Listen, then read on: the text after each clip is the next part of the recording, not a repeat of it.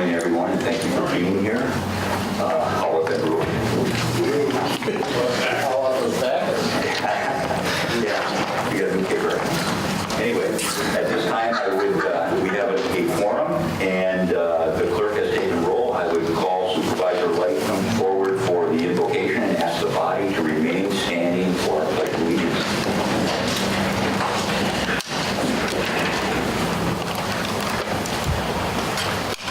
Morning. Morning. Please join with me in a word of prayer. Lord, far too frequently we come to you asking help and strength for those who have suffered from natural calamity. In the aftermath of Hurricane Michael, give your loving care and strength and courage to those in the American Southeast who must rebuild shattered homes, businesses, and dreams. Be with them as infrastructure is rebuilt and power is restored. Let some sense of normalcy return sooner rather than later in their lives. Here in central Wisconsin, as we begin our monthly meeting, we ask your silent counsel. Help us to make good decisions for those we serve. And make us ever mindful that we have no more sacred trust than to pass on to future generations that which we have carefully tried to preserve and protect. This we pray in your name. Amen. Amen. I pledge allegiance to the flag of the United States of America and to the republic for which it stands, one nation, under God, indivisible, with liberty and justice for all.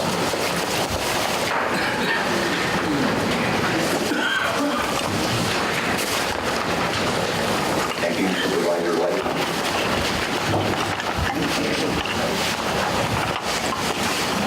Minutes from the September meeting.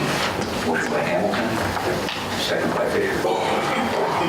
We have a motion on the floor and seconded to approve the September minutes. Is there any additions, corrections, discussion? Seeing none, all in favor of the motion, please indicate by saying aye. Aye. Opposed, say no. Thank you. We have no excusals today. We have one reappointment, I believe it is, and a resignation, and with the consent of the board, we can handle those both together with a voice vote. Is there anyone that objects to that? I'm sorry, Supervisor Ryan. I need to be excused at noon if we're still in session. Thank you. So back to the appointments and resignations. With the consent of the board, we can handle those with a voice vote together. Anyone object to that? See none. The appointment of Bev Gavoni to the Veterans Service Commission for 3 years and the resignation of Dr. Eric Quivers from the Health and Human Services Committee. Motion by Fisher, second by Bryan. Is there any discussion on those? Seeing none, all in favor of those two, that motion indicate by saying aye. Aye. Opposed, say no. Thank you.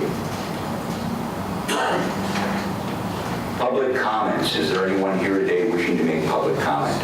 Any public comment? Randy, you want to come forward? If the mic, yeah, please identify yourself. We'll give you 3 minutes, sir. All right, I'm Randy Moody. I'm chairman for the town. Randy, you want to turn the mic on? I don't think it's working. Thank you. A little closer. I'm Randy Moody. I'm chairman for the town of Port Edwards. I'm here for the citizens of our township. And some of them are here with me today. Last week we passed a groundwater resolution and also approved forming a citizens groundwater committee for our township. I don't have enough time to read all the resolution, but I will read the intent and synopsis. It's to ask the help of all governments in Wood County and other various state and federal agencies to immediately remediate well contamination issues in our town and to better protect private rural wells in the future. This help shall include help to determine the extent of the water pollution and contamination, danger to residents, the source, measures needed for remediation, and protective steps possibly not yet enacted to prevent future pollution. If full voluntary compliance cannot be secured, then the town asks the county on behalf of its residents to initiate both legal actions and the passage of ordinances designed to clean our drinking, cooking, and bathing water. The resolution also says that in the early summer of 2018, tests of rural wells in Southwood County conducted by teams from the Wood and Jewel County Health and Land and Water Departments documented 41% of test wells are contaminated or the federal safe level for nitrates. There's more to this resolution. I would encourage this board to read it and ask that you start applying what is in it. Some of the recommendations can be done as soon as the county board accepts this resolution. This has been an ongoing issue for many years, but the problem is increasing. There's 3 farms, Oak Creek, B&D, and Wisaki, have formed a co-op and are offering bottled water and water purification systems to people with high nitrates. It's fine, except it's like going to the doctor for a backache and get you pain medication. It makes you feel better, but doesn't solve what is causing the problem. If studies show that there are other contributing factors to the high nitrates, then those will need to be addressed, and those responsible will also need to be held accountable. We're not saying the farms can't be here. We just want whoever is responsible for polluting our groundwater and air to be held responsible. They might have to change their practices, but we can all live together if we have clean resources. With test wells and expert studies, hopefully the source of the problem can be found. Besides the health issues to the people, this problem can also affect our property values. If that happens, our town will have less income and so will the county. This is a very serious issue and not something that's just going to go away. This is mainly a rural issue, but it could eventually start affecting village and city wells. We need to act now before it gets any worse. As an elected official, I'm responsible for the welfare of the people in my township. The same applies to you as elected officials. You're responsible for the welfare of the people of Wood County. We need to step up and take action now, and this needs to be taken care of as soon as possible. Besides asking this county board to take action, we also feel this also needs to be brought to the attention of the people at the state level. We all need to start making phone calls, sending emails, or using any form of contact we can to make this problem known. That's 3 minutes, Randy. I'm going to wrap it up, please. All right, if we all work together, I believe we can find a solution to this problem. I want to thank Trent Meyer for accepting this and passing on the appropriate committees. And I want to thank all of you for your time and also serving on the Wood County Board. Thank you, Chairman Moody, and that resolution has been, I believe, passed to the entire county board. Is there anyone else that wishes to make public comment at this time? Anyone else? You want to step forward, sir? Please identify yourself. Dan Matthews, I live in the township of Port Edwards, and the start of January, it sort of came to my light that I know there was some nitrates in the water, but so I had my water tested, and it's like it was like a 17, and then within 3 months later, when they made another thing through the health department, it went up 8 more, so it was at 25, and then the state sets up as 10. And so we did make, a lot of the people went to the DNR meeting that they had set up over in Mesita, and they came along and pretty much it was just a discussion thing of what everybody was feeling and, you know, what you had. And it seemed that the power came out of the DNR doesn't have the power anymore as far as doing too much. They very, very helpful. We called and talked to some of the ladies and stuff that gave that, and made an opportunity for all of us. And so, but we didn't get anywhere with them. We go with senators, congressmen, our governor. No response. And so, sort of questioning what's going on here. So I don't know if we got to work from the ground up now, from the bottom up, so we actually get some kind of response. We know if you go online, you can see that 7 out of 9 wells that are being tested all the time continually every month are out of compliance and nothing's being done. The other 2 out of the 9, 1/3 of the time, are out of compliance. And so is there such a minimal fine or no fine, or it doesn't matter? And so now we have this, and then the spreading, that's just on there, not including the spreading of the manure and stuff. In this part of this stuff here, the NR 151 and the NPM, which is the nutrient management planning, explains where the plan of doing it right and being responsible. And there's nothing wrong with that, not against the capital. It's just that there's a responsibility there for these people to, you know, have safe groundwater. They had test wells set all over the place. That's the back of where spot where we vote and stuff, where they had all these wells for 3 years. And they covered them up, and they didn't test anymore. Well, the problem is they should have probably kept it going just to see, through the University of Point. That's what the hole was set up. So, but that's where it's been dropped. So I had a couple of daughters that were expecting at the same time, and they both ended up losing them. Finding out there's a blue baby syndrome out there around this nitrates that cuts the oxygen off when the baby's in the womb. Am I saying that did it? I don't know that for sure, but it sure seems a coincidence that they were both at the same time. I'm not blaming them, the couples, but there's something going on there. Other people have the same situation. Lady down the road, same thing, lost a child, so something's going on. But if we could get them to manage what they're doing the right way and not just follow these restrictions, because it seems like... And that's 3 minutes, Dan. Can you wrap that up, please? Yeah, thank you. And sometimes it's a farm that doesn't have all the total control. It's the people that, like Del Monte or whoever, is saying you need to put more fertilizer on, you need to, even though you're over-fertilizing, but, so it's not, they're not really in the management understanding of it. So there's a disconnect in there, too. So I just want to say thank you for the opportunity. Thank you. Anyone else, public comment? Sir, come forward, identify yourself, please. You have 3 minutes. Bob Sorensen, town of Port Edwards. I live near Dan. We moved to our home only 3 years ago. Before moving in, talked to one neighbor who commented on the high-quality drinking water taste. He said there is some nitrate present, but he was below that threshold. We moved in. We had our well tested 3 years ago, and we were at 8 parts per million, which was just below, but I was okay with that.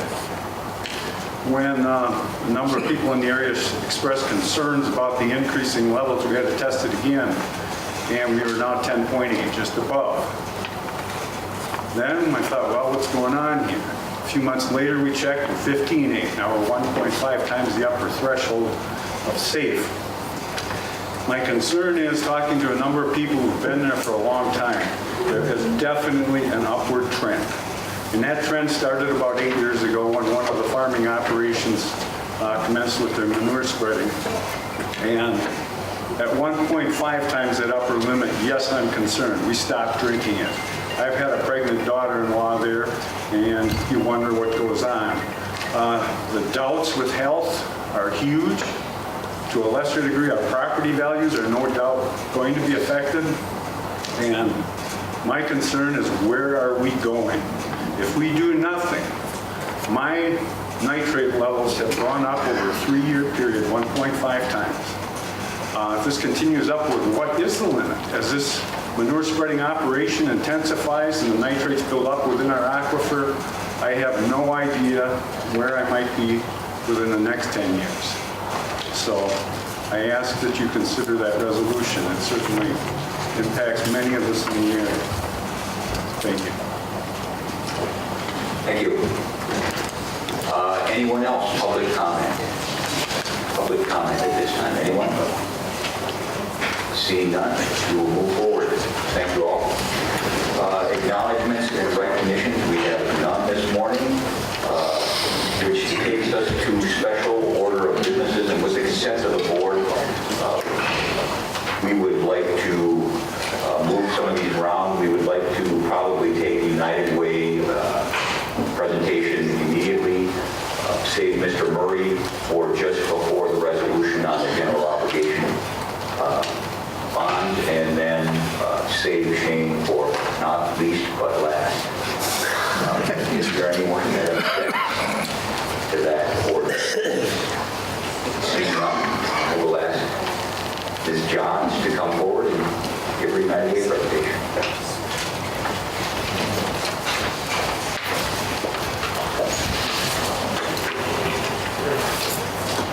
Good morning, everyone. Thanks for the opportunity to be here. I'm Terry Johns from United Way of Southwood and Adams counties. I just wanted to give you a brief update on what United Way is doing here in this community. And for the north end, Marshfield area United Way is doing very similar work to us. And also want to just thank you for supporting the county employees and being part of our campaign and seeing what impact that has. Jason Grunberg and Heather Garrett have done a coordinate campaign, but we need the support of you as the leadership to make sure that that continues. I understand there was a little bit of duplication. I did hand out a packet to you, and you already had a little bit of that information that was shared. But I just want to cover just a couple things. The last two sheets that I gave you, the first was a campaign flyer that you already received and a pledge form. But the next is a sheet that looks like this, and this is our agenda for change. So this is where all of United Way dollars are focused in this community. We focus on education, financial stability, health, and as well with safety net services of emergency shelter and food. The sheet behind that looks like this with the boxes actually tells you all of the programs that our United Way is helping to fund. There's 33 programs, 6 coalitions, and 10 different initiatives that a donation to United Way will impact. We also have 2 internal programs of our volunteer center in 211, and there is a 211 fact card that is pretty important. These are out around the community, but this is 211 is a information resource and referral service that's available 24 hours a day, 7 days a week in the state of Wisconsin, and many other states across the country. But I think what's really important is we've continued to expand that 211 service, connecting people with resources that they might need and programming. But most recently, the tornado, you may recall that, and then the flooding that happened recently in our state, is that our United Way call center for 211 is able to handle damage reports. And we also have a disaster volunteer reception center that we've worked with emergency management on. But just in the flooding that happened recently, our United Way's call center handled almost 1,000 calls where people would call in and report their damage, freeing up the emergency management folks to be out in the field doing that work. And so that's something that's happening across the state, not just here within our United Way. And the last piece of information is the help guide. And these are all resources that are in our 211 database that families who might be in some sort of crisis or experiencing some sort of change, perhaps a job loss, maybe it's a medical emergency that has changed their disposable income that they might have. These are some resources that are available to those families. And this is a publication that we put out each spring and send home with all of the elementary age children, and then also distribute throughout all of our local communities. So there's a lot of great work going on. There's a huge impact. United Way, just here in Southwood County, we impact just a little over 20,000 individuals through our 33 programs. So, I'm here, I guess, really just to thank you for your support and ask you to continue that and continue to help those in our community in another way. Thank you. Thank you, Terry. Go ahead.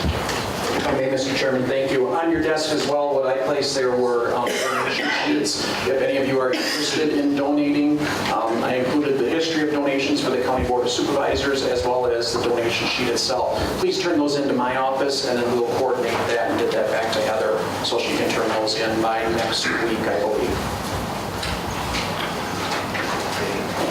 Okay, we will dive into the packet.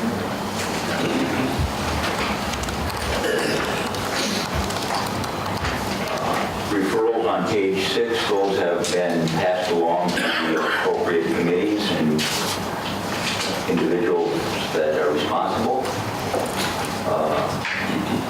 Executive committee meeting minutes on pages 7 through 15.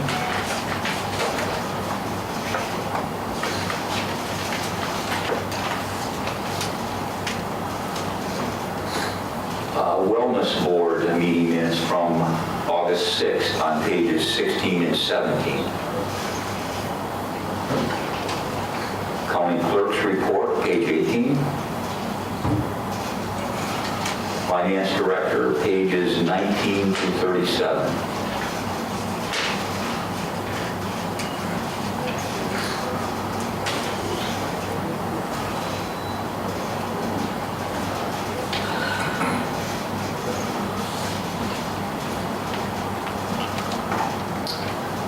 Human Resources Report, pages 38 through 41, or 38 through 41.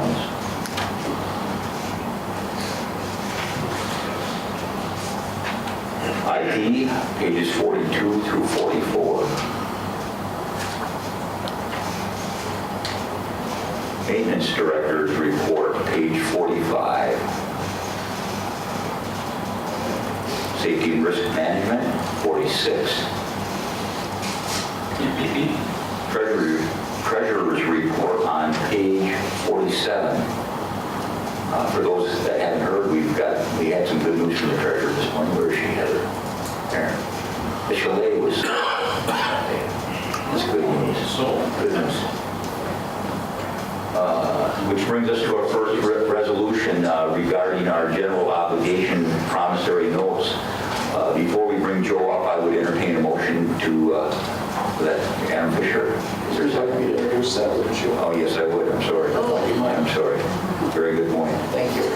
This will be Resolution 18-10-1. Resolution awarding the sale of $3,440,000 of general obligation promissory notes, Series 2018A. Now, I would entertain a motion. Al Bry, second by Fisher. We have a motion on the floor and seconded to approve the resolution regarding general obligation promissory notes. At this time, I would like Joe Murray to come forward, and you can ask him any questions you want after he gives a short presentation.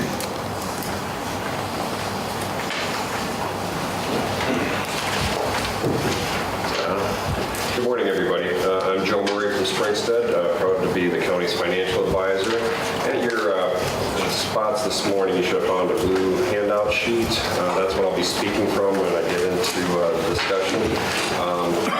This is the county's annual borrowing for its highway program as well as its capital improvement program for 2019. It is in the amount of $3,440,000 of general obligation promissory notes.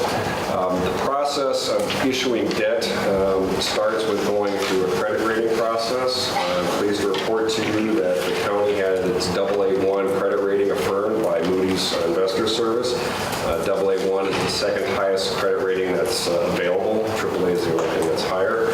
But it's a very strong rating for a county, especially your size. It's based on your strong fund balance and liquidity, as well as your low debt. So all your years of being fiscally conservative is paying off and getting a high credit rating, which results in having lower interest rates. You should be very proud of being able to do that. The second part of the process is actually going out and receiving bids on your sale of the notes. We do it through a competitive sale.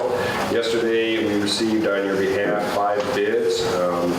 4 of them came within 4 basis points. A basis point is 0.01%. So within 5 basis points shows very good competition. The cover bid, or the second place bid, came in 1 basis point higher. And as I told the executive committee meeting this morning, that the difference in that bid was $2,000 in interest cost. So it was very competitive to show that there was a lot of interest in your debt. The low bid yesterday came in from Bankers Bank at a true interest cost of 2.77%. I'd be happy to answer any questions you might have in regard to the resolution or the sale yesterday. Any questions for Joel?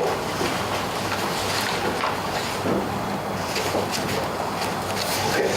Thank you. Thank you, Joel.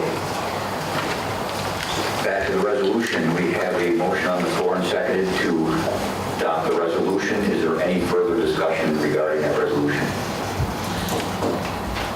See none, please go to the board and vote.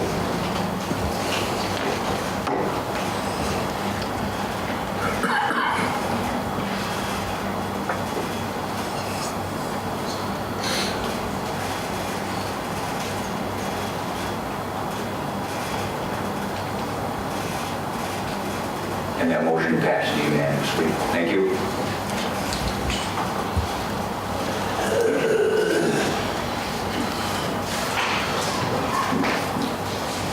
Pages 55 to 64 are the information. Those blanks have been filled in with the material that you have in front of you.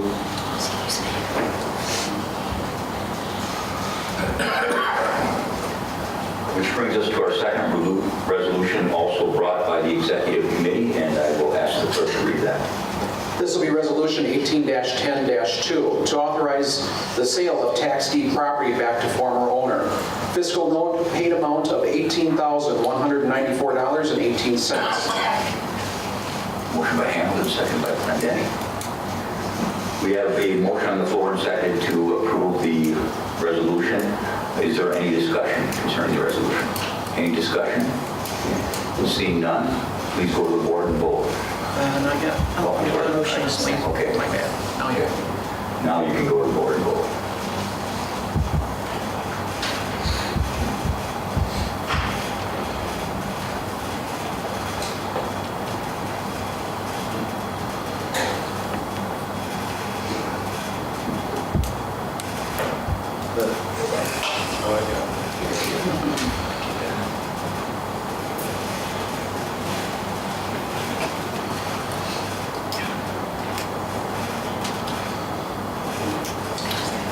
That resolution passes unanimously as well.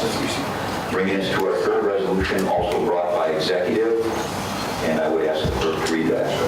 This will be Resolution 18-2-3 to authorize the sale of tax deed property back to the former owner. Fiscal note paid amount of $12,908.26. Motion by Hamilton, second by Bry. We have a motion on the floor and seconded to approve the resolution. Discussion. Any discussion on the resolution? Seeing none, please vote.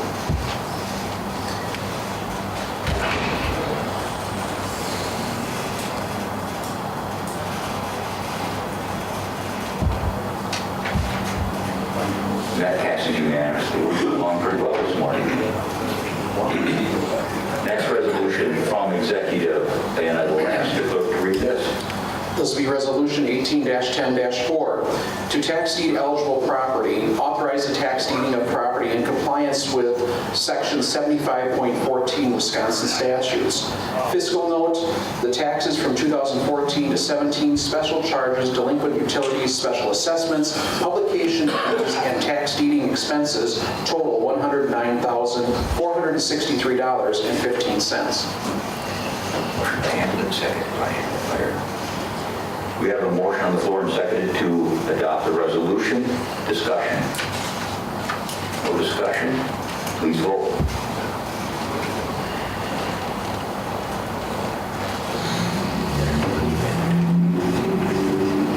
And that resolution passes, that motion passes unanimously.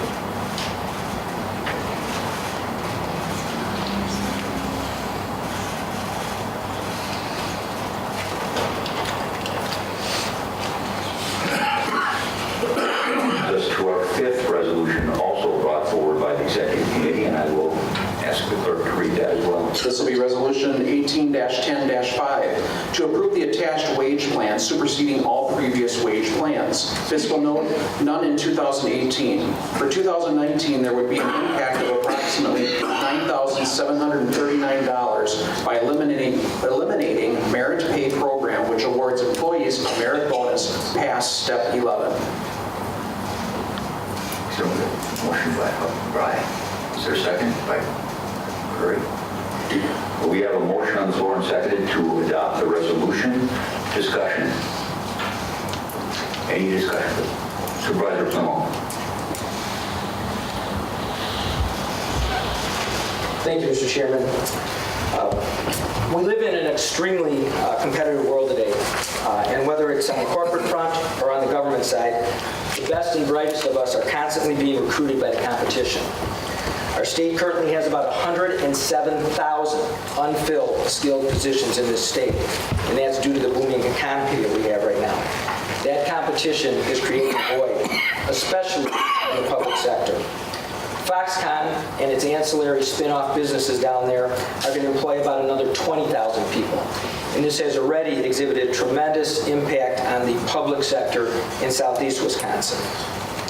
Any one of you in this room who's ever been involved in employee engagement exercises knows that recognition of excellence is the most often the first or second leading reason people either go to or stay with an employer. They also know that retention is extremely less expensive than recruitment. There's no organization, or for that matter, any country in this world, where everyone performs equally. We need to recognize those who are stellar. We need to go above and beyond. and hopefully set a standard that all are striving to achieve. The current merit pay system may not be perfect, but it's the best we have. Let's try to perfect it, not eliminate it. I want to reward exceptionalism, not tamp it down. I will grant you that all merit pay plans are subjective to some extent. Most operate on a bell curve, and ours was modeled as such. We need to keep this tool in our arsenal. We need to trust our management in making those decisions. There's something that a couple of companies have in common, and I'm going to mention those real quickly here. You've probably heard of some of them. Apple, Google, Amazon, Berkshire Hathaway, Disney, Starbucks, and Southwest Airlines. The 7 most admired companies in the world to work for. And guess what? Every single one of them has a merit pay plan or a bonus plan to keep and retain those employees. With that being said, Mr. Chairman, I would move to amend this resolution by striking the third whereas, and in doing so, include our current merit pay system language as part of the new wage plan. I know this would also change the fiscal note slightly, and as an aside, I'd recommend that the Executive Committee look at increasing the funding and expanding that program. So my amendment would be to strike that third whereas and allow our current merit pay system to remain as part of the wage plan. Thank you. I will second that. Okay. We have a motion on the floor to amend the resolution and seconded. Is there discussion on that? And Peter, is that debatable? The amendment is debatable, right? Okay. Discussion on the amendment. Supervisor Clinton. Thank you, Mr. Chairman. I'm the one that made the motion a couple of months ago at the Executive Committee to get rid of merit pay. And it was seconded, of course, and it was a unanimous vote to do that. And then I received phone calls from employees and people I know and saying, isn't that kind of stupid to do that? And for a lot of the reasons that Lance had indicated there. And so we did another vote on it. And at least we had a chance to take it back to our different committees. And I don't know what the results was in some of them, but then we voted again on it, and it was to take merit pay away. And at the same time, I presented a different plan, and it wasn't considered at all. So I would vote for this amendment, certainly, and I think we should be keeping our merit pay and revising the pay plan. Thank you. Supervisor Fisher. I will also be voting for this amendment. I think that we need to be supporting our employees. I believe that this system is not broke, and if it's not broke, why are we having to fix it? I think the bigger issue, and I've said this at the committee level, and I will say this here at County Board, I think the bigger issue is looking at our overall wage plan, and I think until we have looked at our wage plan, we should not even consider making any kind of modifications to the merit plan. Thank you. Anyone else? Discussion on the amendment? Supervisor Curry.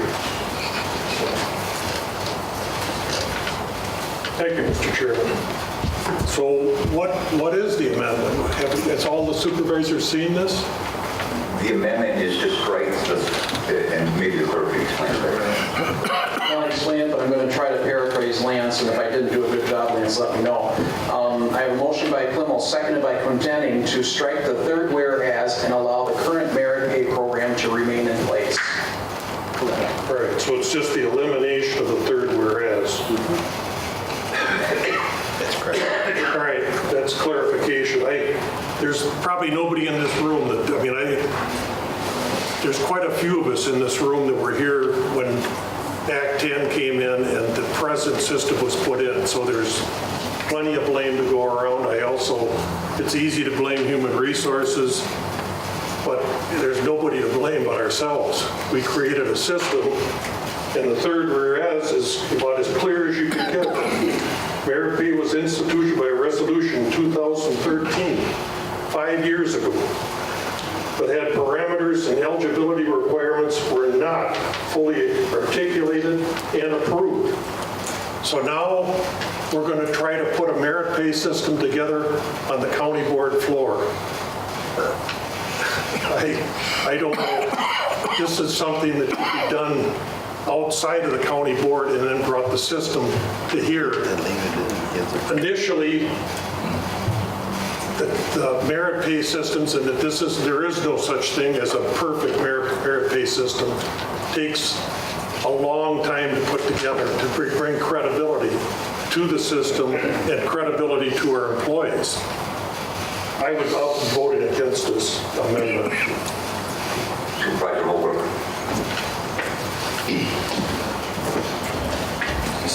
Thank you, Mr. Chairman. I too will vote against this. The thing that strikes me about it, not fully articulated and approved.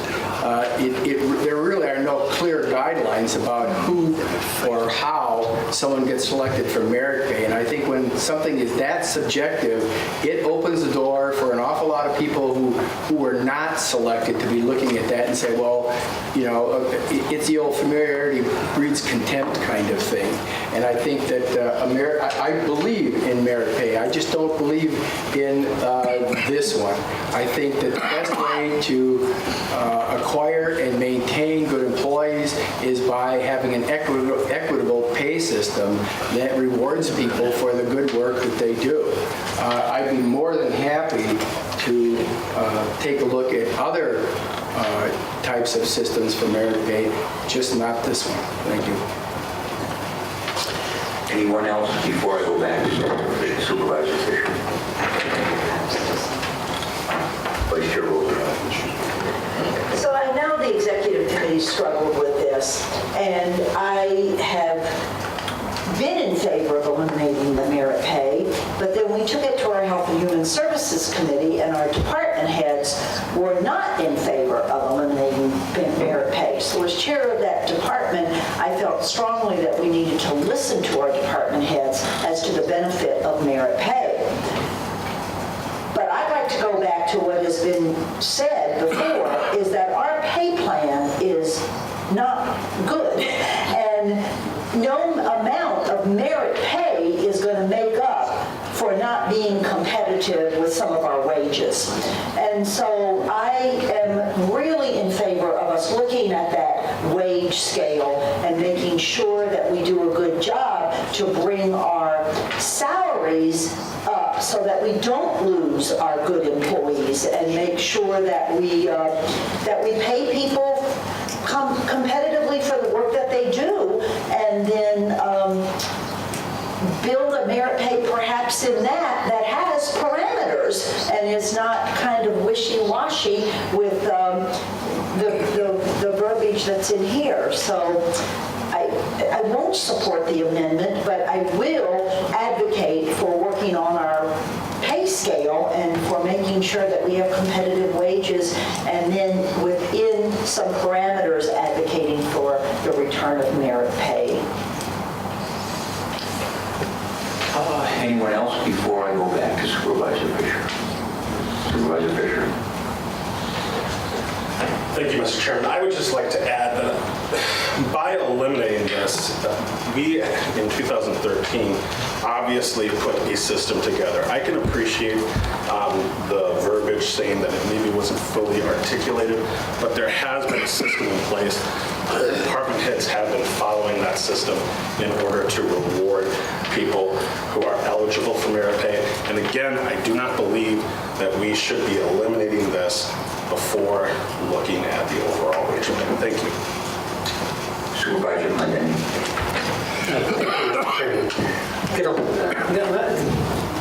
The motion on the floor is for the amendment, and that's what I'd like to speak to.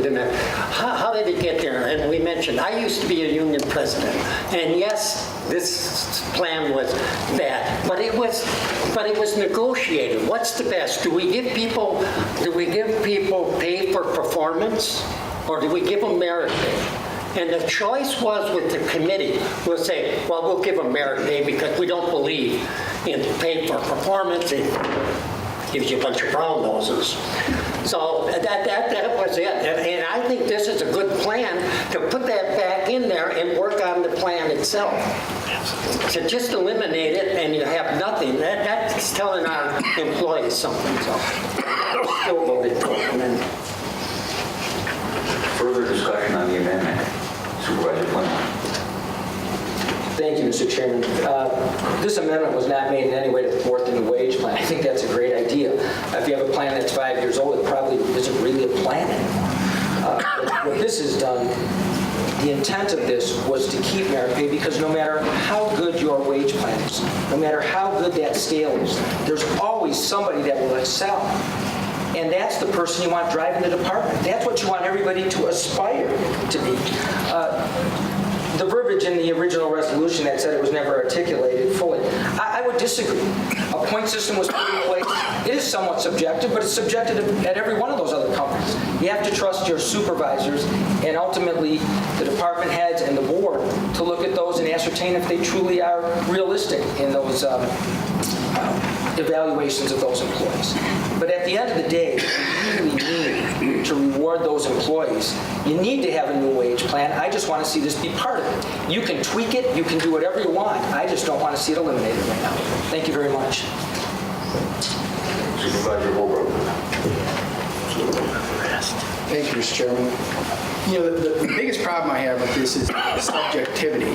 I've been involved in at least 2 programs where employees were rewarded for excelling. One gave it to the group, recognizing that nothing that a department does is done by individuals alone. And the merit pay that I got working for a multinational corporation was based on how that group performed to the plan that was put forward on the previous fiscal year. The other system that I was part of rewarded individuals for excellence, and it was not subjective. It was very objective about how that merit that person received was arrived at. So the problem I have with any merit system is the fact if it is subjective or objective.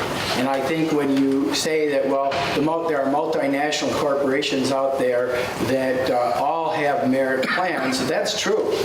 I mean, I wouldn't deny that, but almost every single one of those plans are based on group performance and not individual performances. Raises are provided to individuals who excel on an individual basis. Merit plans usually reward the group. We don't. So I just, thank you. So I would like to just make sure that I understand this, because we're throwing this word employees out pretty liberally, but it's my understanding that the merit pay is only applicable to supervisors and department heads. Is that my understanding, and is that correct? Okay, because we're talking about all employees, and I want to make sure that people understand that this merit pay program is only applicable to supervisors and department heads. Further discussion on the amendment. Seeing none, does everyone understand the amendment? I'm going to have the clerk reiterate one more time, please. The amendment states as follows. It was a motion by Flibble, seconded by Clendenning to strike the third whereas and allow current merit pay program to remain in place. Are there any questions regarding the amendment? Seeing none, please vote.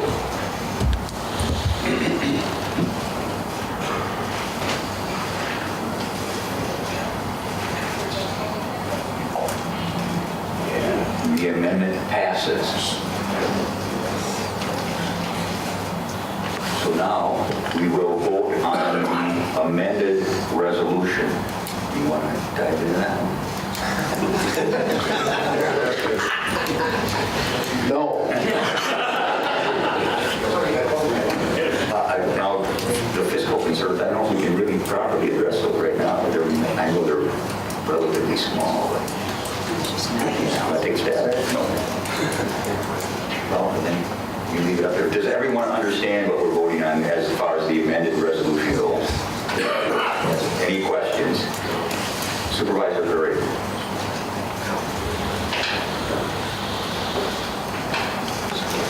Thank you, Mr. Chairman. No, I don't, I guess I don't understand. So we've taken the third whereas out of this. Now you have to read. So now you're going to have to explain, now it's going to have to be explained, at least to me, what we're voting on. We're voting on a resolution, but about what? What's the effect of this amended resolution? The attached wage plan, there are a few other things in the wage plan itself besides the merit pay that have been changed. Kim, can you answer his question without objection from the county clerk? Kim? Thank you, Mr. Chairman. The two other changes to the wage plan are the annual wage increases would be effective January 1st instead of the first full pay period after January 1st, and the annual wage appeal process, it changes the timing for that annual wage appeal process, otherwise known as the JDQ process. Thank you. And I will try and address it fiscally, model it correctly if I'm wrong. We just reinstitute the $9,739 in 2019 budget. Any other questions? Any other questions? We will vote on the amended resolution. Please vote.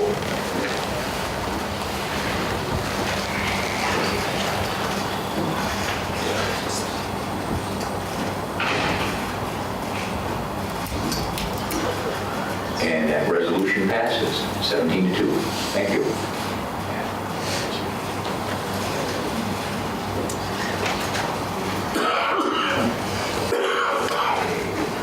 Health and Human Services Committee meeting minutes of September 27th on pages 76 through 79.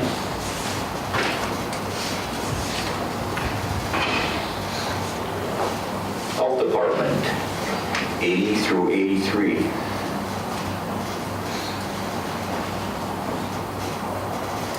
Human Services, 84 through 90.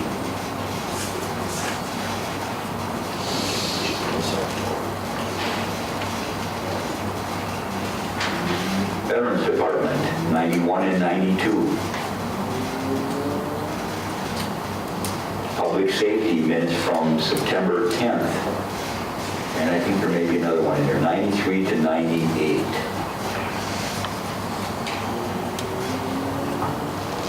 No, that's the only one. Humane Officers Report, 99 through 102.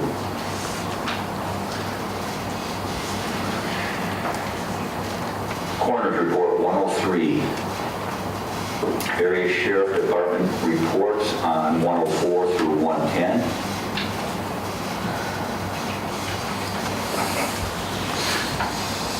Seed Committee, 111 through 118.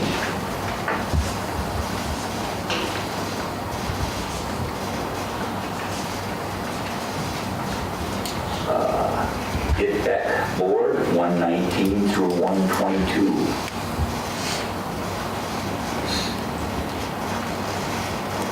Land and Water Conservation Department, 123 through 127.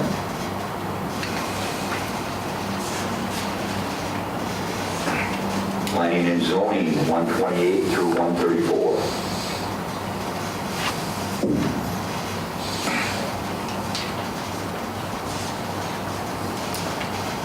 Extension Report, 135 through 138.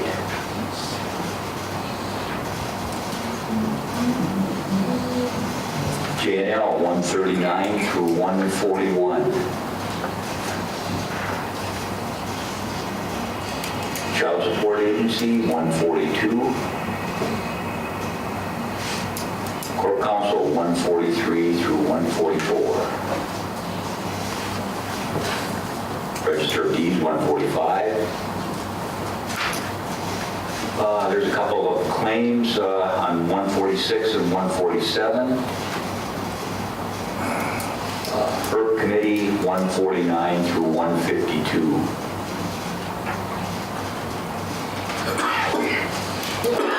Highway Commissioner's Report, 153 through 157.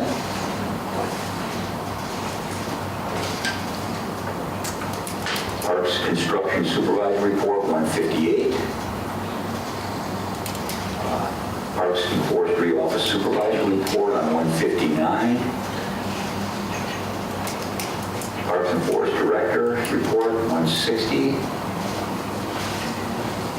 Forest Administrator's report, 161. The Central Wisconsin State Fair, 162 through 166.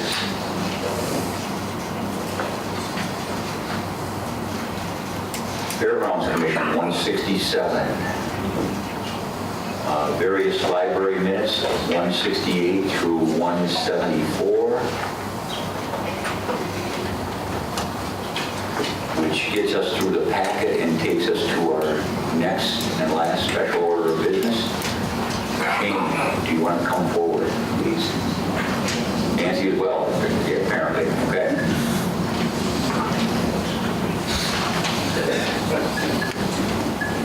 Okay, 75.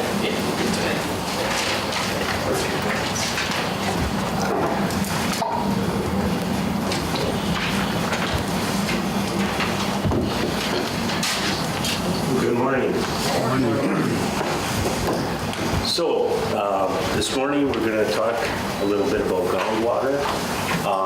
There's been a lot of discussion on this topic over the last few months since the water testing program that was offered down in southern Wood County and Juneau County.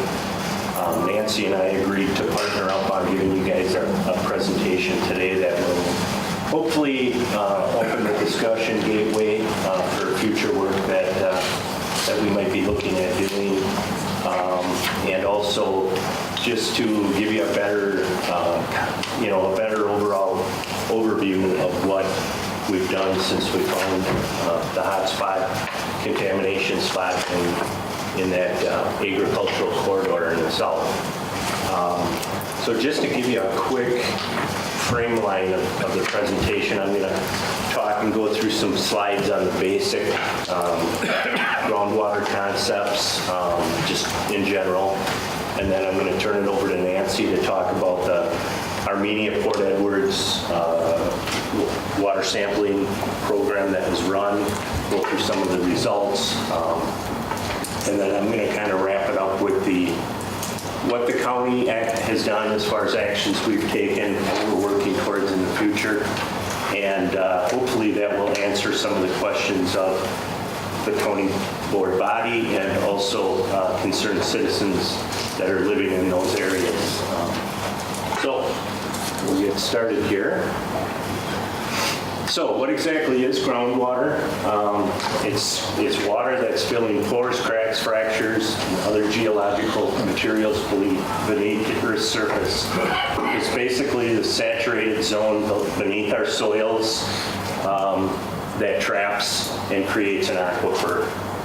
And I would like to point out that I do have some special credits and thanks to a couple of individuals that have given presentations on this topic. Ken Bradbury from the Geological Natural History Survey and Kevin Masaryk from UW-Stevens Point have done a tremendous job educating us and our Oversight Committee on the vulnerability of our groundwater here in Wood County and what types of things we can do in the future to better plan for protecting that. So this is a pretty simple schematic, but it's what we call the water cycle.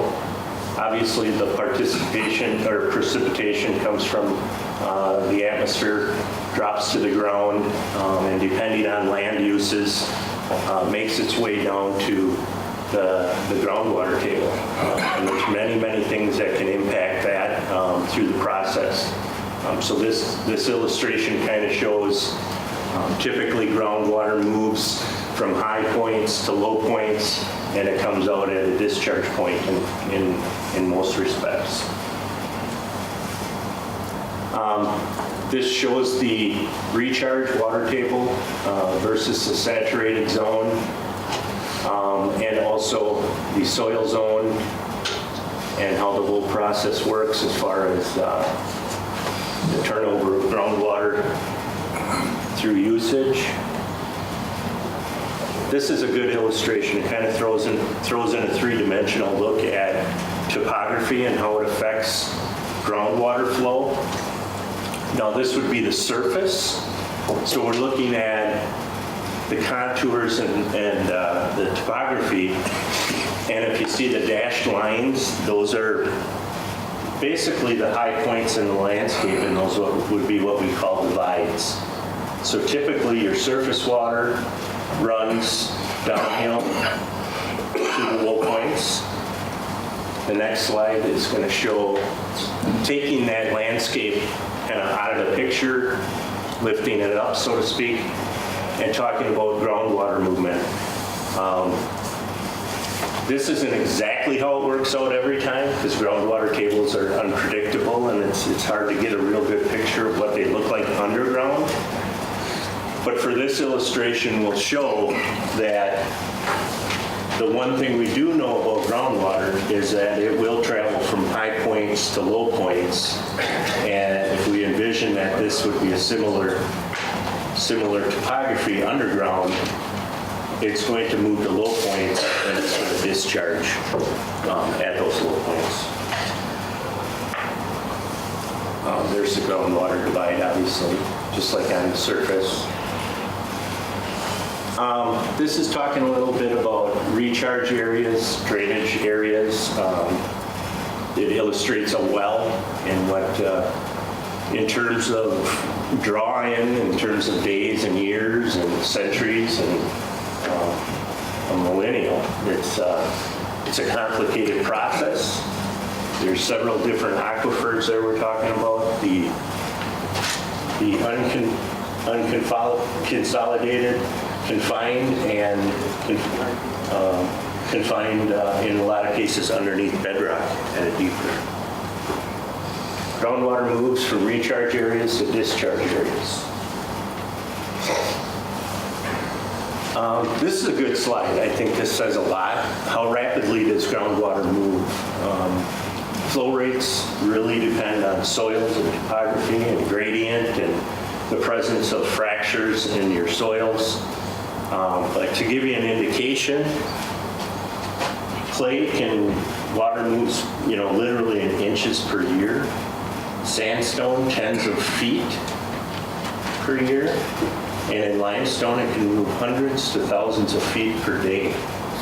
So when you get those fractures, like in the dolomite soils up in the Kiwani area, it can move quite rapidly.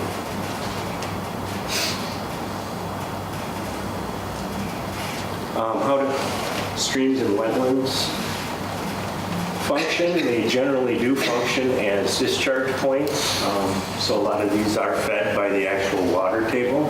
They are fed also by surface water, but primarily they get their base flow from groundwater. This just gives you an indication statewide of the different types of aquifers we have. Look at the eastern edge of Wisconsin. We're up in the Solarian Dolomite. That's the Kiwani, Door County soils that have the fractured bedrock. The crystalline aquifer, we have a little bit of that in the north. The sandstone aquifer in the south. And the mid-continent rift system in the extreme northwest. This is a general groundwater map for Wood County. This is ancient. This is probably 30, 40, 50 years old and has not been updated for a long time. And these are the types of tools that we're going to need in the future for some planning and developing, water protection plans if we're going to do work in the future. With this, this is a general bedrock coverage for Wood County. The capture zone is land surface where precipitation infiltrates the soils and to the water table and flows to wells or springs or discharges to rivers and streams. This is a general generalization of groundwater flow in Wood County. This map was put together looking at like 5 different maps to come up with this one composite map. As to its complete accuracy, it's general.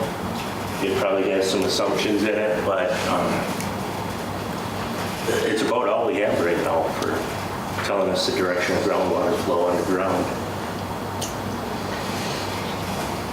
This is also a conceptual map that was put together by UW Stevens Point for us. It kind of gives us a general idea of the groundwater contamination susceptibility of our county. Obviously, the red is the most susceptible, and up to the green, which is less susceptible. And that sort of corresponds with the central sands soil break there.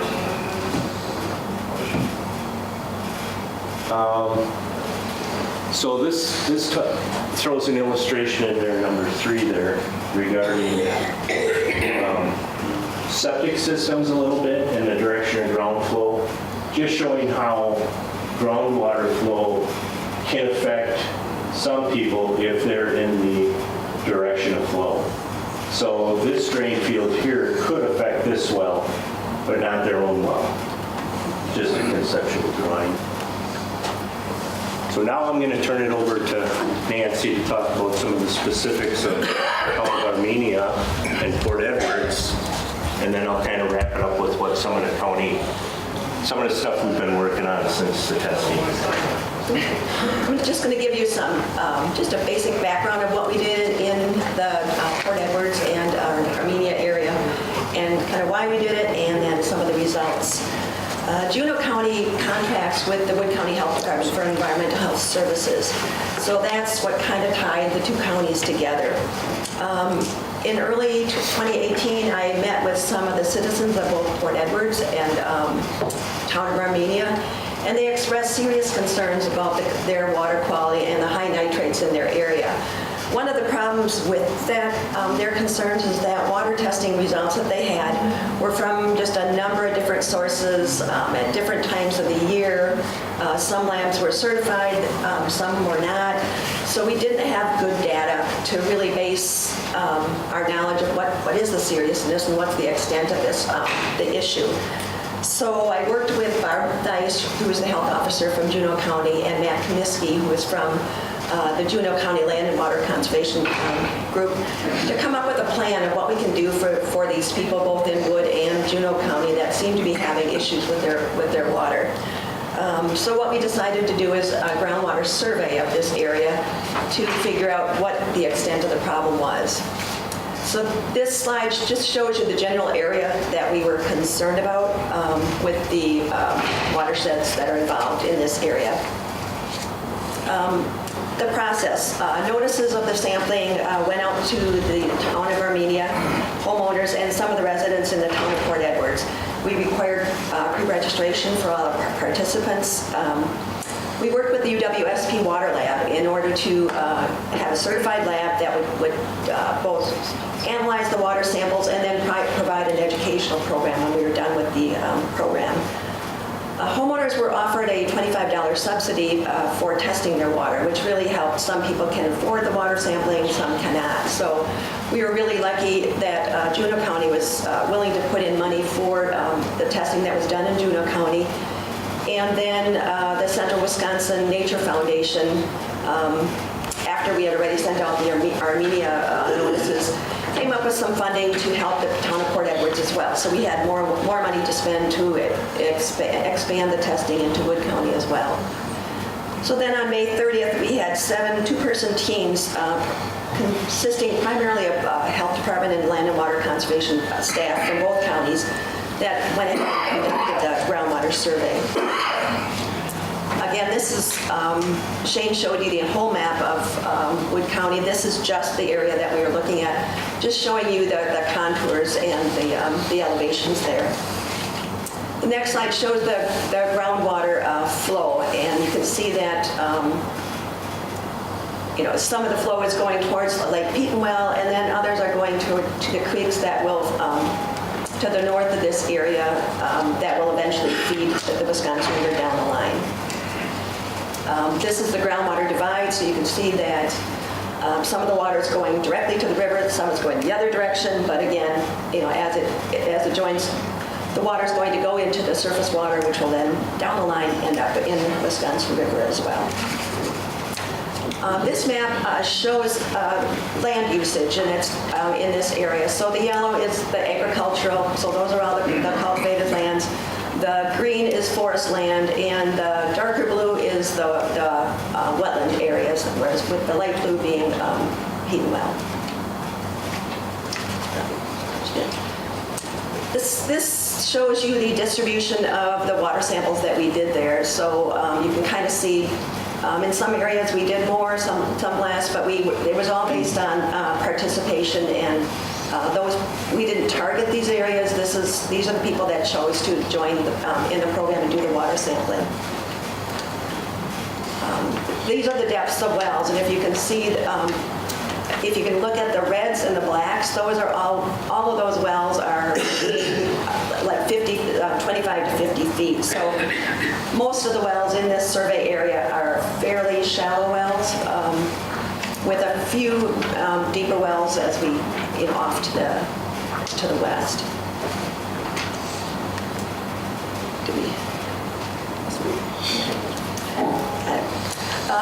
If any of you are considering testing your water for water quality, there's reasons why we test water. Everybody in this survey all got tested for nitrate and chloride. Those are two things we wanted to test for sure. Some people chose to do a homeowner's package, which meant they got a whole host of tests. So that was up to the homeowners to decide how they wanted to use their $25 subsidy on just the nitrate and chloride or the whole package. So tests important to health. We always tell everybody bacteria and nitrate. Those are the main things we always want you to test for. But there are other things that are also important to health. Test for aesthetics. In Wood County, a lot of places have high iron. They may have hardness. There may be manganese causing coloring problems of the water. Other important things are saturation index. We need to know how acidic is your water. Is it going to be aggressive to your water system or not? That might tell you how your water is working with your plumbing. This is a good slide because it shows, the red are all what human influences is on all of those red ones in red, and blue are the naturally found water quality parameters. So starting with chloride, less than 10, that's pretty much natural. That middle section, all in the yellow, those between 10 and 250, those are showing that there is some human influence on the water quality if your chloride is above the 10. And over 250, there's recommendations that that is too high. So with our test results, it's pretty much 50-50. All of the blues are pretty much in the safe range under 10, and then the other colors are the ones that are 11 to 50. So we didn't have, that was about half and half had chlorides that were impacted. Now here's the big one, the nitrates and nitrogen, and this is the one that we knew we were going to have issues with based on the information given to us by the homeowners. Less than 0.2 is considered natural. It's transitional around 2. And between 2 and 10, we do have some human impact going on. We know that there's something going on to affect the water quality. And greater than 10 is exceeding the federal and state drinking water standards.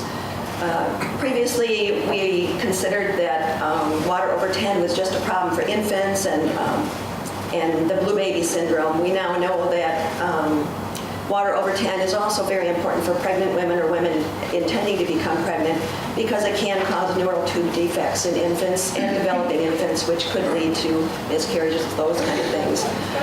We now know that this nitrate issue is not just an issue for infants, it also affects adults as well. So potential health effects for adults would be diabetes, thyroid disease, certain types of cancers, and those with existing heart or lung disease might be more susceptible to harmful effects of excess nitrates. On this slide, if you look at the reds and blacks are primarily the ones with the highest levels of nitrate. So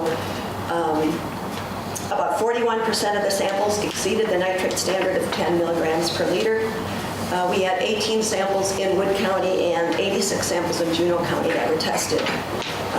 The 2017 DADCAP Groundwater Survey indicated that in agricultural land, you would expect that about 25% of drinking water samples could be expected to be over the limit of 10, and we had 41%. So this was very serious.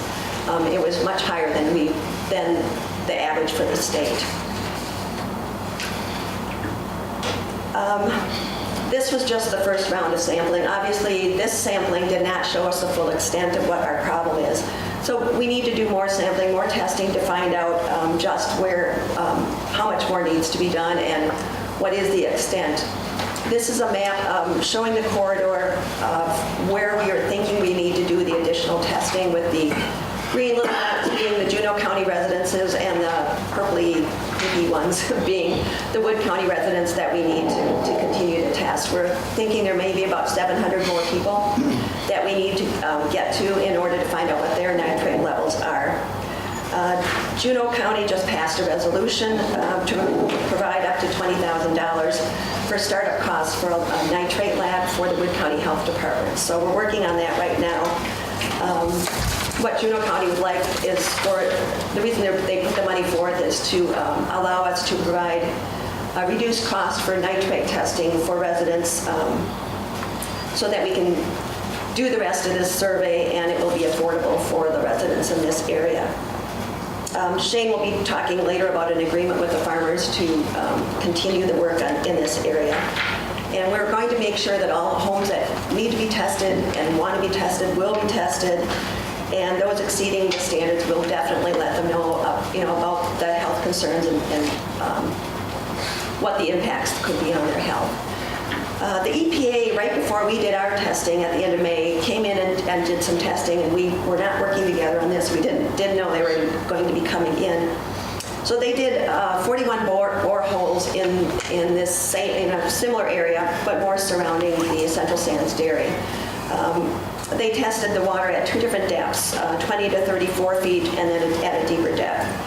So starting with this, this is just giving you an idea. At 20 to 34 feet in those 41 boreholes that they tested, 41% exceeded the nitrate standard of 10 milligrams per liter, which was the same results that we had gotten in ours. And then in the next slide, at 36 to 49 feet, again, very similar results. 42% exceeded the nitrate standard of 10 milligrams per liter. So they were more concentrated around the dairy, ours were spread out, but the results, again, were very similar. When the EPA came on May 3rd, they also did 5 homeowner samples, and all 5 of the samples that they collected were well above the standard of 10. So, and I don't have the addresses for these, and I'm not exactly sure, but I know they were in this. They were very close to the area that they had studied. That was the area they were concentrating on. On your desks, I gave you this map, and it didn't turn out well on a slide, so I just gave you this, and I know it's tiny, but it kind of gives you an idea of the full range of testing that's been done in that area. The red and the orange squares are the ones that are high nitrates that would exceed the standard. So it includes both the EPA's testing that we did, and then some testing that was done in the 90s previously in the Wood County area. So recommendations, if nitrate is above 10, don't give the water to any infants, women who are pregnant or are considering becoming pregnant. So that's a given, and we have to be very careful with that. But then all people should be avoiding long-term consumption of water if it's greater than 10. And if you're going to rely on water treatment to make sure that your water is safe, you need to be testing that water periodically to make sure that your system continues to provide safe water for you. And if you are at less than 10, but you're in one of these vulnerable areas, you really should still continue to test annually to make sure that your nitrates remain below 10. And if greater than 5, you're really starting to get some human impact there, and you should consider bumping up your testing schedule to quarterly for at least a year to understand your variability throughout the year, because the nitrate level will vary throughout the year. But over time, as some of the folks in Port Edwards will tell you, it can continue to grow. So what can be done to reduce nitrate levels? We need to look at long-term solutions.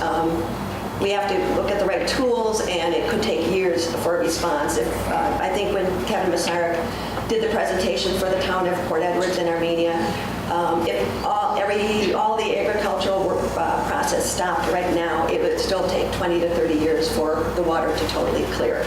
So it's not something that we can fix overnight, but over time with changes in practices, we may be able to.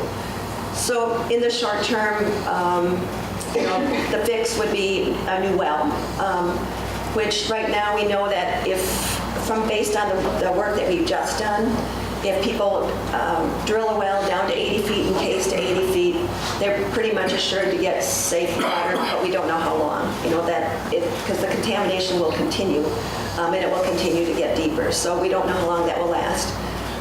People can go to bottled water, which amounts to about $190 per person per year for households. Or they can do the water treatment devices. And reverse osmosis also removes most pesticides, distilled water, anion exchange.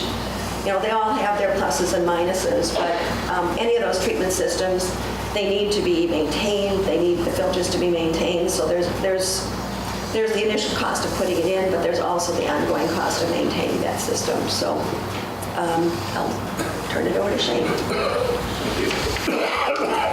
And remember to get your flu shots. We've had a couple cases of flu already this year, so that's my health department. All right, thanks, Nancy. That was pretty enlightening. So what I'd like to talk about next is kind of what has been done since the well sampling results have come back, and what sort of some of the actions are that the county has taken since we found out there was such a high percentage there. So the number one thing that happened was the formation of the Armenia Growers Coalition, also known as AGC. They came forth themselves, represented by 3 farms that currently predominantly control the agricultural corridor in the western side of the Wisconsin River, kind of south of Port Edwards, north of Necedah, and east of several natural and wildlife areas. So they came forth as a recognized group in response to the water sampling results.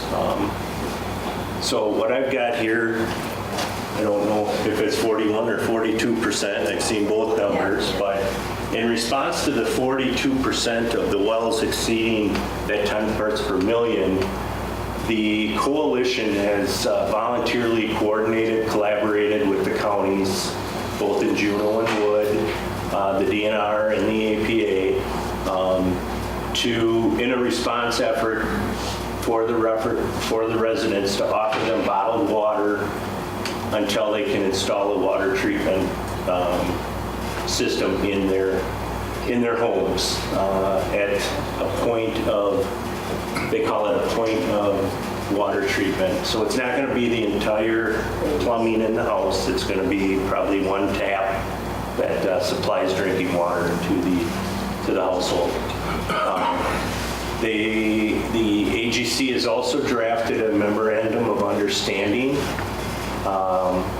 and that was proposed to DNR, Juneau County, Wood County, in an agreement to develop a clean water plan. Kind of look at not only just the immediacy of getting bottled water and treatment systems out to people with high nitrates, but to also work on a little more mid-range to long-range plan. Obviously, from the maps that Nancy showed, we only sampled a small percentage of that corridor. There's probably a lot more nitrate-impacted wells out there that we're not aware of yet at this point. And so there's going to need to be further testing to get a better handle on that. All parties included, including the EPA, have reviewed this MOU. Health Department, Land and Water Conservation, our county attorneys, our DNR, and our EPA have discussed and reviewed this document quite thoroughly and offered some suggested changes. Just so everybody's aware, this is a completely working draft yet. Nothing has been set in stone. When we got the original proposal, we had some serious concerns with it, and so we countered with a lot of our, concerns, and that's been, in development, and so we don't have an official signed MOU or anything at this point, but just so everybody knows it's being worked on, and we're getting closer to the point where we think we have a final product. But at this point, it's still in a draft form. I'd like to talk about some of the things that the counties have been working on. Land and Water Conservation, Health Department have met multiple times. We're discussing right now future testing of that area, that corridor down there. We are currently putting together another testing protocol. We're not going to be able to do quite as many samples as the first time, but we're going to continue to keep working at that. We're just sort of working with funds we currently have, and those funds are somewhat limited. So at this point, unless the coalition steps up the game and gives us more money to work with, our efforts for additional sampling at this point are somewhat limited. But just so you know, we are working forward on that. Also, I've discussed with my Oversight Committee another effort where we could look at maybe doing a county-wide well water testing program. One of the number one reasons I'd like to see this done is to get a better baseline or handle on the water quality of the entire county. And of course, if we redid this sampling effort, it would include the area we're talking about right now, but it would also take into account the entire county. I think the timing on this is perfect. I crunched some numbers to give you some ideas on how that would work. And I'll share those with you in one of the next slides here. I've also been talking with my Oversight Committee and department heads and other individuals about a long-term goal of potentially creating a groundwater flow model for the county, which would be extremely helpful in planning groundwater protection throughout the county, giving municipalities, townships, planners, private consultants, the county board, the tools that we need to make some smart choices as far as water quality protection, and doing that using science. And lastly, Nancy mentioned this before, Juneau County stepped forward and presented Wood County with $20,000 to basically buy the equipment, set up a nitrate testing lab in-house. And they've already been purchasing the equipment, and they'll be working on setting that up, but they're going to have to go through several processes of certification and other things before they're up and running.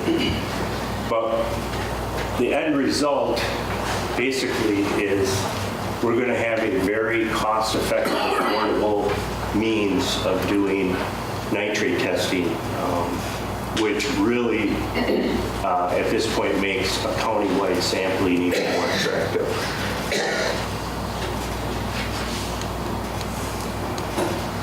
Slide. And data collection as well. With the addition of the nitrate lab, we're also adding a software program to be able to collect the data on the nitrates so that it's more usable for us to see where the areas of concern are and to be able to map the whole county that way. I've got a couple slides out of place here, so I might be jumping around. So to give you an overview of what it would look like if we were to test the whole county, just taking a quick glance at it. We'd be doing some groundwork in my department, first of all, some GIS work, to really pre-select wells within the townships that would be tested, and most likely ones that would have a higher probability of some sort of impact by whether it's agriculture or residential or whatever. So based on that, we would come up with a criteria and kind of pre-select where the wells would to get the best representation for the county. The county has 36 sections in each township and a total of 23 townships. That means 828 wells to be tested. Now again, there's probably not that many sections out there in some of our townships in the south. I don't think the residential or the development is there to have that many wells. Every section down there obviously doesn't have a well. So these numbers could vary, but this is kind of worst case scenario. If we had a single sample in every single township, every single section in every single township throughout the county. So to give you a worst cost analysis of this private sampling, if we're able to do this in conjunction with the new nitrate lab that Wood County would be setting up, we'd be looking at 828 wells with an assumed cost of around $10 per sample. I think that would hopefully cover things. So about $8,200 for the whole sampling effort. Based on the number of samples and the workload, Health Department feels they could handle about half of those in 1 year. Would be a big undertaking, but we could even do it a couple weeks worth to split that up even more. So what that would mean is that looking at 2019 potentially for the first round of sampling and 2020 for the second round of sampling would be about $4,100 a year that we'd be looking to request from the county for this effort. So I have been given the green light from my Oversight Committee to bring this forward to, I'm going to take it to Health Department's Oversight Committee in November, and then hopefully put a resolution together and bring it to this body for a vote later in a month or two. So that is one of the efforts we're working on. Yes, sir. Thank you. What happens if Juneau County decides to want to do this thing? They're going to have less than 414 samples, right? This is just looking at Wood County, but... now, Juneau County's going to want to have theirs done too if they're throwing 20,000 into the pot. Absolutely. They've already talked with Health Department. They want to do a whole bunch of sampling. It won't be in conjunction with this effort, but they'll be, they got first dibs right now on this lab once it's up and running because they want to do continuing testing. I don't know if they want to do their whole county, but they have had discussions with Health Department. That's why we're being somewhat skeptical on what we could handle for a water sampling effort per year. Without some additional bodies in Health Department, it might be kind of hard to be able to do all this. Right, that's where I was getting at. You're going to be looking at more bodies too, so that 4,100 a year is going to go way up if we have all this to have to do. This is just the cost of the samples. We could be looking at a part-time UW Stevens Point person to kind of really put this together. We might be able to get some funds from Juneau County to help with the effort. But anyway, they feel they could handle this level of work in-house without additional staff. But if they start looking at really bumping up the sampling efforts, they're probably going to be looking at some additional help, and they may have to look for other sources of funding besides just the county, especially in that corridor down there, because the county doesn't really feel like they're responsible to be paying for all the sampling down there. And we've proposed that fact to the coalition that they need to step it up and pay for stuff. And they have sort of offered to help fund positions in the county government to do the sampling of those corridor areas, and that includes Juneau County. Yeah, and I have no problem doing whatever has to be done to get done. It's just that they're splitting the cost to, helping us with the other stuff. Again, the 20,000 is great. Right. And they're going to be asking for extra. I would if I was in Juneau County. Absolutely. Thank you. Juneau County has decided, right now the plan is finish up on the Armenia group, and then every year they would pick a township or two and then just work their way through the county. They didn't, they aren't in a rush to get everybody done at one time, but they do want to move like a couple townships at a time per year until they get through the whole county.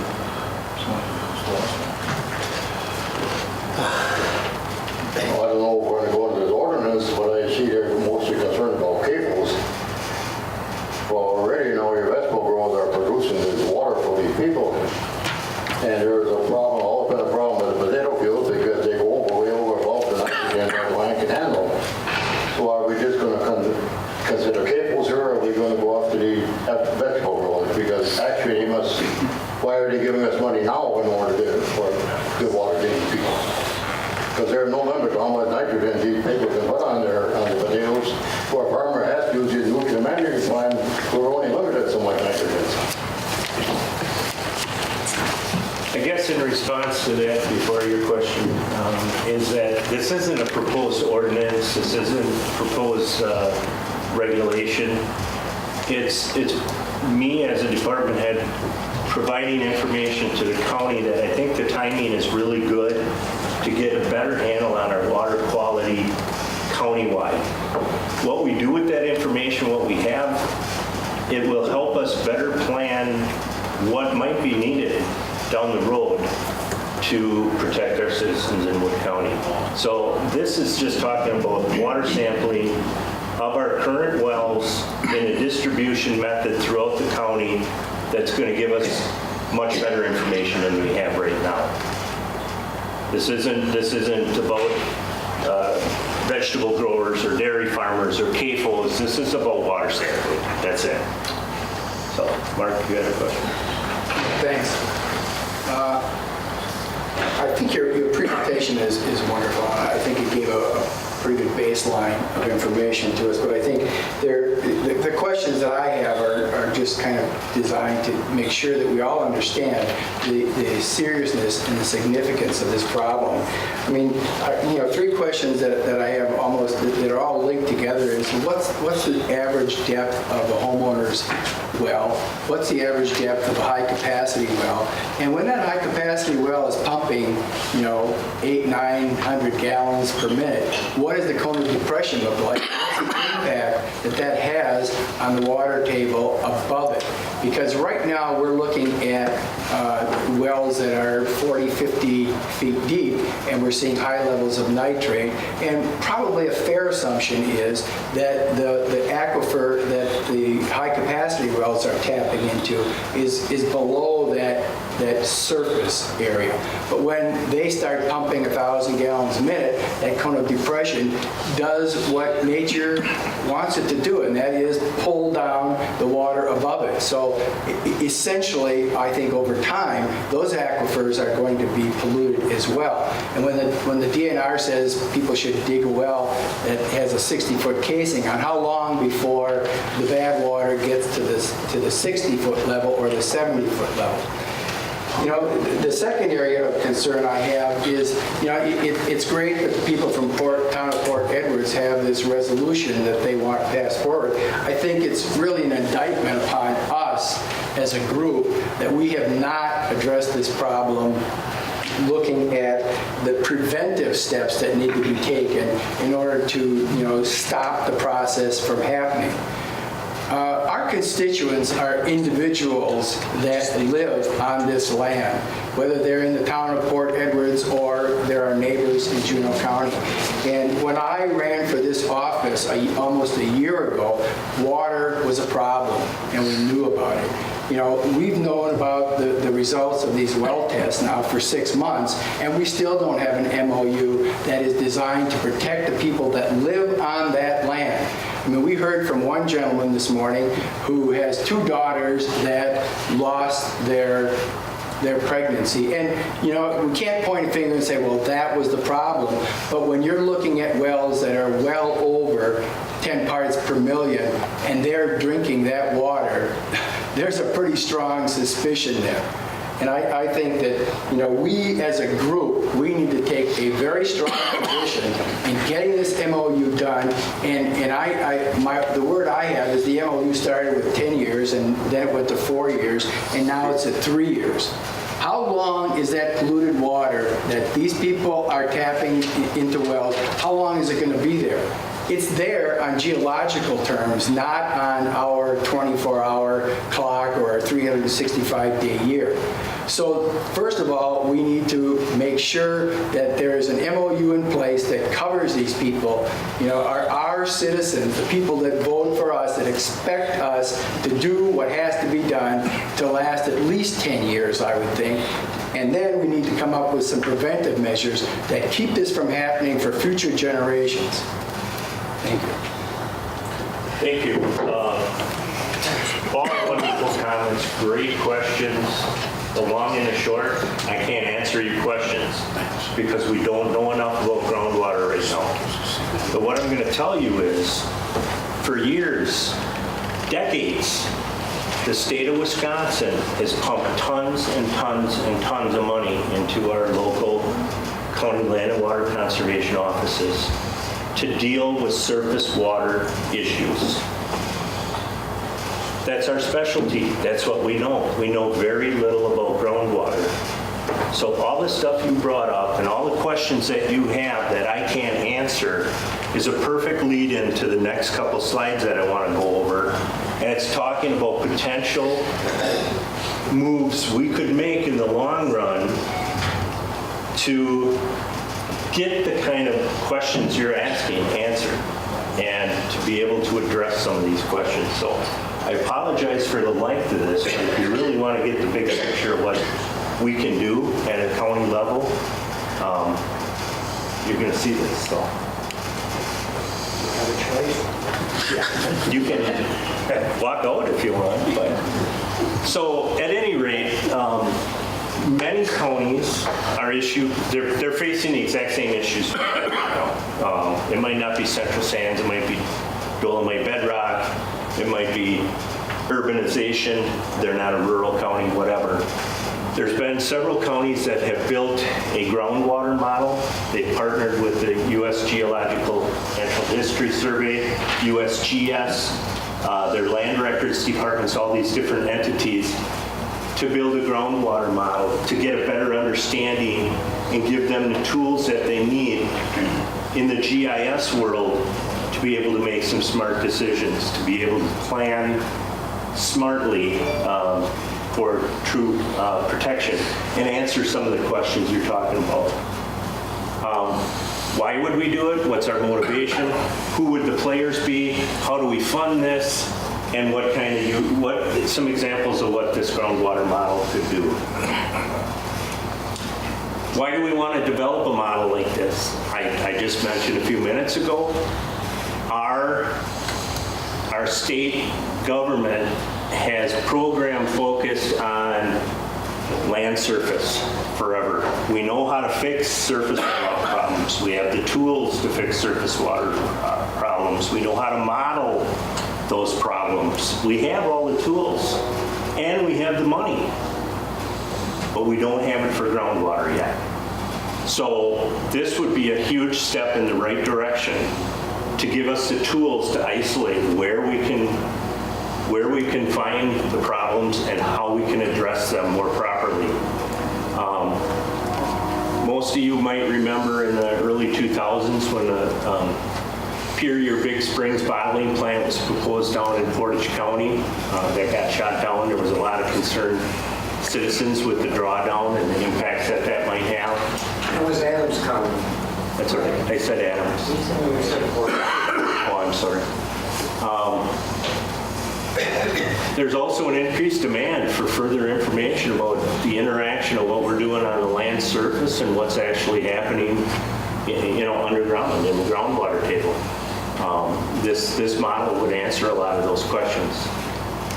With increasing wells above 10 parts per million nitrate, again, now's the time.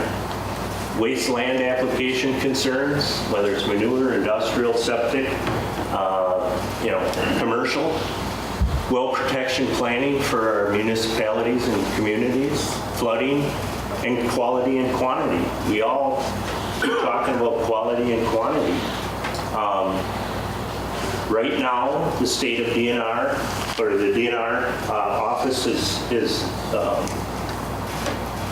under the daunting task for about a year since another Act 10 came into play with the governor to study the drawdown effect of high-capacity wells. That is being studied right now, and they have to report later this fall to the legislature what their findings are. All the counties in the Central Sands region have been involved with that core group of people at DNR that are doing this study. We've been doing water flow monitoring on all of our groundwater-fed streams to help support the information that they're gathering to run a model.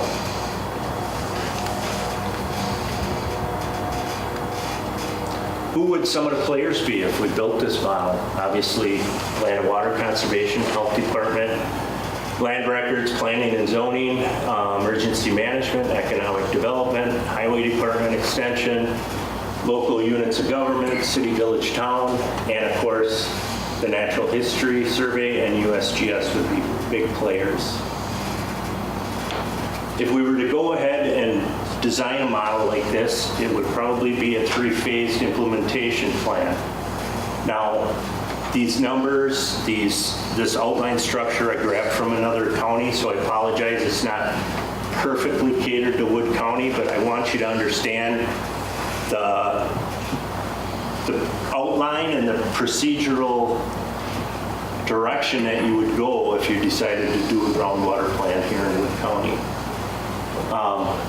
So it would be like a 3 to 4 year process once you sign a contract with the Geographical National History Survey. They're willing to kick in funds for this, and we can also go after some grants for this. But we have to tell them we're on board, and once we tell them we're on board, they start doing a lot of the background information, some of the deliverables to start building this model. And as you can see under phase 1, some of the deliverables would be an updated water table elevation map, an aquifer susceptibility map, and a groundwater recharge map. How powerful would that be to have a map that told us where our recharge areas for aquifers are coming from and how far they extend out? From a planning tool, that's incredible. So the cost for that kind of stuff in the range of $45,000. Hoping Land Records funds could possibly kick in some funds.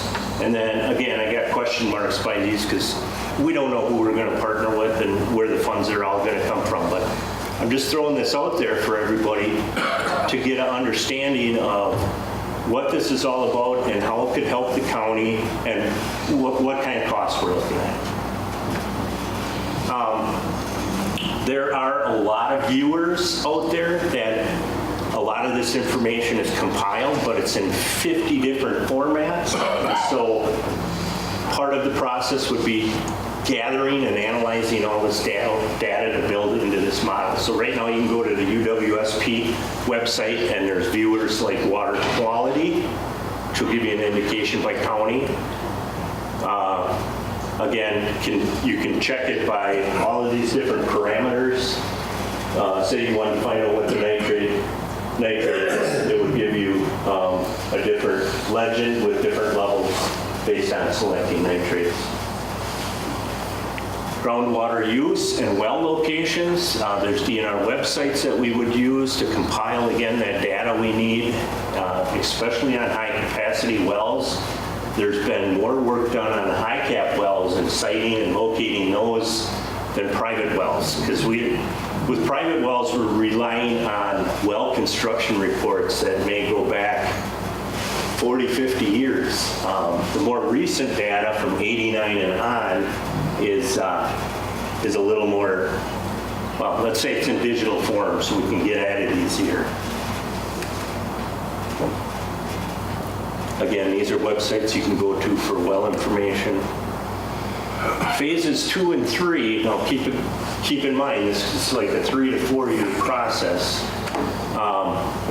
We would get bedrock geology maps of the whole county, the data compilation and bedrock drilling program, cross-sectional work and elevational work on geological formations, and very important to ensure that the quality of the groundwater flow model and its accuracy.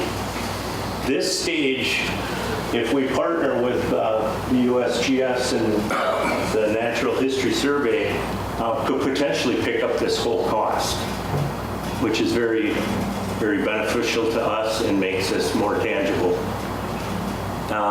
Just a couple of examples of some digital layers that would be created in the process. Again, this would all be work that would be GPS or GIS related. These would be layers that would be built into our land record system that we could overlay on top of our existing base maps. And you can overlap these things any way you want to get any kind of information you need out of them. And the last phase would be the hydrology investigations and the development of the flow model itself. The build phase 1 and 2 to identify the aquifers, conduct field work, develop the computer groundwater flow model, capture zones for municipal wells, final report. Total cost, about $146,000. Again, this would be, negotiable where we try and find these funds, but again, just to give you an idea of overall costs. Summary of all the project costs, about $190,000, $200,000 over a 4-year period. So that's kind of the nuts and bolts of a groundwater model. Just going to give you a couple of broad range uses of quality and quantity. Municipalities, if they wanted to drill a new well or take a look at an existing well, they could use this as a tool to make those decisions. Private well owners, if they had quality or quantity issues, they could look at capture zone maps, figure out where their water's coming from, and make decisions that way. Agricultural irrigation, what impact that's having on surrounding wells. That's been a huge question forever. Wellhead protection planning for communities, on-farm winter outlot locations, so best place to overwinter cattle, that's going to have the least impact on groundwater, evaluating wells with high nitrate issues already, manure stack locations and nutrient management planning considerations. Wonderful tools to be able to make really smart, sound decisions on that. And then, of course, irrigation of ag fields and impacts on groundwater levels. Those are all questions we've had forever. And I truly think that this type of groundwater model will answer a lot of these questions for us. Just some examples of some maps that can be produced on GIS once you run the model. And that's it. Any questions? Bill? More just a request and a comment here. So this is an incredible amount of material to digest. I was watching my fellow supervisors during the presentation. Went an hour, I guess. When Cindy Seabrist was here, she called it Dropbox. I think we call it documents for reference. But what we would want is both Shane and Nancy's presentation to be put in one of those locations for us to start looking at. It's going to take a long time.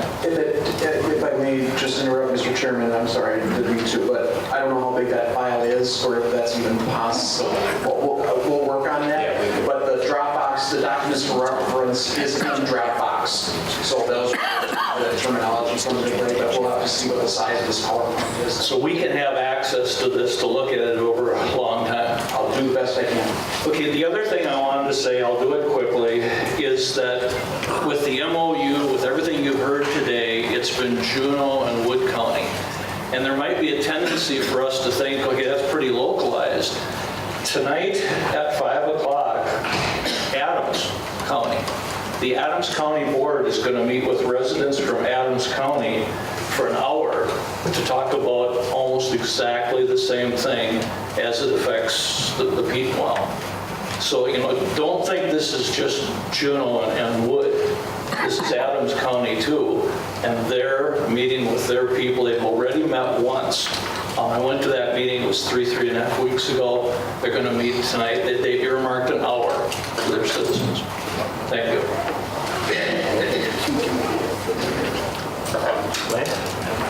Another question, just a statement real quick. I heard Nancy say earlier that they didn't know what the EPA was doing, and maybe we could short circuit some of this testing time. Every real estate transaction in a rural area has a well, water, and septic test. All of that information is available already. There's thousands of those tests on file if somebody collates that information.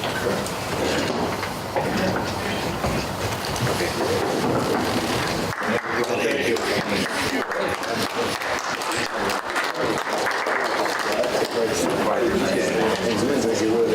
Yes, thank you, Mr. Chairman. Very few times in my career on the county board have I seen municipalities come to this. And I thank the town of Port Edward for coming here today. But the real issue here is, we talked about the water. And when we talked about frac sand, I think within 2 months, we had a program about frac sand and how we was keeping these people off our road because a higher body, initiated. Here, I would like to know what, I think this is up to Supervisor from District 18 because this represents that district at Supervisor 18. And something should be done about it. But I'm saying right now, this is a health issue. These are people coming to you and saying, we have a health issue in the town of Port Edwards. And I think the health department should do something about it. No, that's my opinion. Thank you.